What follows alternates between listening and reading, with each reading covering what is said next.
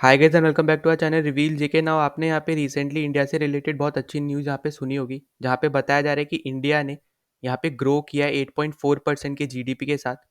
और यहाँ पे जितने भी प्रोजेक्शंस किए जा रहे थे इंडिया के इकोनॉमी से रिलेटेड क्वार्टर 3 में, तो वो सारे प्रोजेक्शंस को यहाँ पे इंडिया ने पीछे छोड़ दिया। इससे रिलेटेड आप यहाँ पे आर्टिकल भी देख पाओगे, India quarter 3 GDP growth beats projections. ठीक है, जो कि यहाँ पे पहले बताया जा रहा है कि बताया यहाँ पे जो प्रोजेक्ट किया जा रहा था कि 5.9 से लेके 6.6 6.7 के बीच में, अब यहाँ पे 8.4% की यहाँ पे जीडीपी ग्रोथ यहाँ पे दिखाई है इंडिया ने क्वार्टर 3 में। तो बेसिकली आपको जैसे पता होगा कि हमारा इंडिया का जो हमारा फाइनेंशियल ईयर रहता है वो 1 अप्रैल से लेके 31 मार्च तक रहता है। तो यहाँ पे जो क्वार्टर 3 की बात हो रही है, इसमें अक्टूबर नवंबर दिसंबर आता है, जो कि 2023 का है। तो उस क्वार्टर में 8.4% की यहाँ पे इंडिया ने ग्रोथ दिखाई है। और अभी जब मैं ये वीडियो रिकॉर्ड कर रहा हूँ तो अभी हमारा क्वार्टर 4 चल रहा है, जो कि है जनवरी फरवरी और मार्च।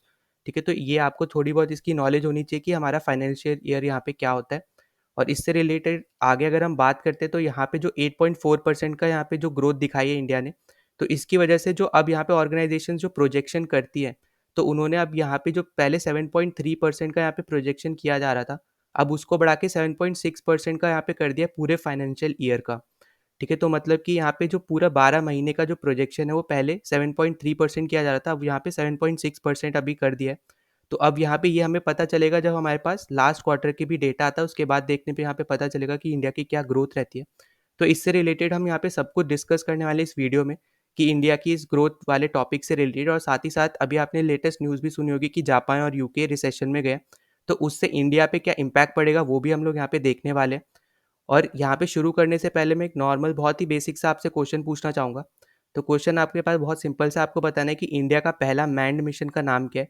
ठीक है, अब ये बहुत ज़्यादा न्यूज़ में भी है, और इससे रिलेटेड मैंने अपनी पिछली वीडियो भी यहाँ पे बनाई बनाई है। तो यहाँ पे आपके 4 ऑप्शन है: आदित्य L1, शुक्रयान, गगनयान या एक्सपोसैट।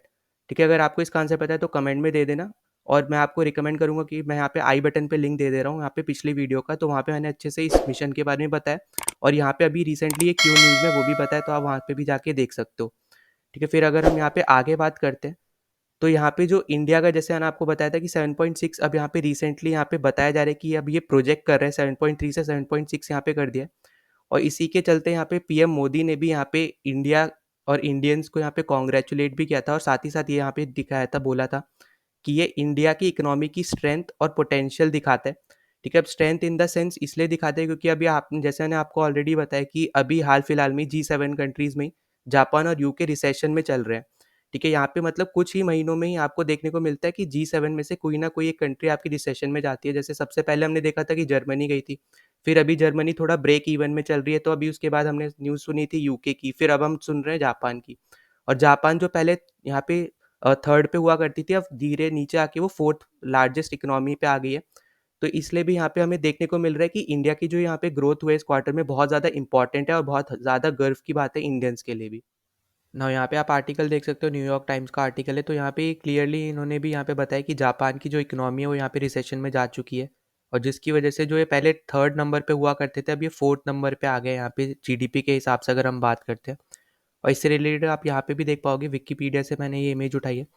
ठीक है, तो यहाँ पे टॉप 15 इकोनॉमीज़ को मैं यहाँ पे दिखा रहा हूँ, जिसमें आपको यहाँ पे देखने को मिलेगा कि जापान जो पहले थर्ड पे था और जर्मनी जो फोर्थ पे था, वो आपस में स्वैप कर चुके हैं अपनी पोजीशन। और यहाँ पे इतना ज़्यादा गैप नहीं है, ठीक है, अगर आप ध्यान से देखो। पर क्योंकि जापान पिछले 2 क्वार्टर से, मतलब 6 महीने से यहाँ पे नेगेटिव ग्रोथ रेट दिखा रहा है, तो इसकी वजह से यहाँ पे जो ये गैप है ये बढ़ता जा रहा है।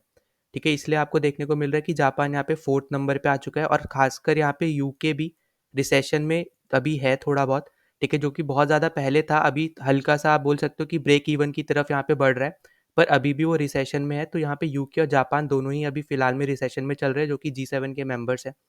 फिर इसके साथ साथ यहाँ पे जो रिपोर्ट सामने आई है वो यहाँ पे बता रहे हैं कि 18 और भी ऐसी कंट्रीज है जो यहाँ पे रिस्क पे है। ठीक है जी, कि यहाँ पे रिसेशन आ सकता है यूके और जापान को मिला के। तो यहाँ पे अगर आप, मैं मैप के थ्रू यहाँ पे दिखाना चाहूँ, ठीक है, तो यहाँ पे इंडिया टुडे ने यहाँ पे थ्रू मैप यहाँ पे समझाने की ट्राई की है। तो यहाँ पे आपको जितनी भी कंट्रीज दिख रही है, ठीक है, आप यहाँ पे देख पाओगे, यहाँ पे यूके 0.1% यहाँ पे माइनस में, ठीक है, तो मतलब रिसेशन में है। फिर वहीं पे दूसरी तरफ जापान देखोगे 0.8%, ठीक है, तो रिसेशन में है। फिर अगर आप यहाँ पे बहरीन के नंबर देखते हो, ठीक है, तो ये बहुत ज़्यादा नेगेटिव है, तो इनको बहुत ज़्यादा यहाँ पे दिक्कत का सामना फेस करना पड़ सकता है। ठीक है? वहीं पे आप ये बाकी कंट्रीज़ भी देखो, देखिए साउथ अफ्रीका भी यहाँ पे रिसेशन में जा सकता है। 0.2 मतलब बहुत ज़्यादा पास में है मैं ये बोलूँगा, पर तब भी ये लोग रिसेशन फेस कर रहे हैं।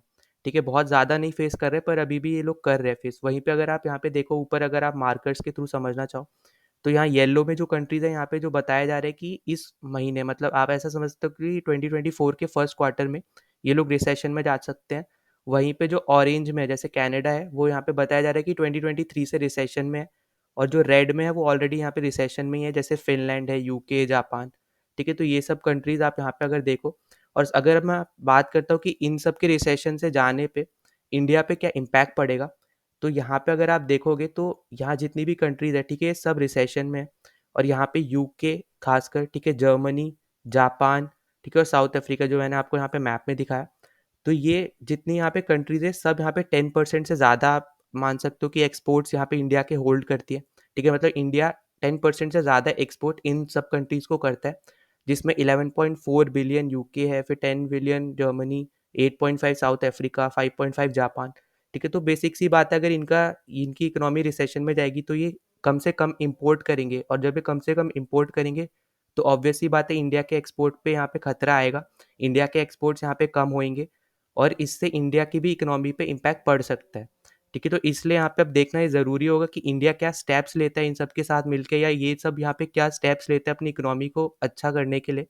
और उसके बाद हमें यहाँ पे पता चलेगा कि यहाँ पे इस पर्टिकुलर सिचुएशन से कैसे ये लोग उभर पाते हैं, और इंडिया कैसे इनकी हेल्प कर सकता है, या इंडिया भी कैसे इनसे उभर पाता है। ना आई होप कि आपको ये पूरी न्यूज़ अच्छे से समझ में आ गई हो, और एंड में अगर आपने अभी तक हमारे चैनल को सब्सक्राइब नहीं किया तो सब्सक्राइब कर लेना, जितना ज़्यादा हो सकता है उतना ज़्यादा वीडियो शेयर कर देना, ताकि दूसरों तक भी पहुँच सके। तो चलो मिलते हैं नेक्स्ट वीडियो में। जय हिंद।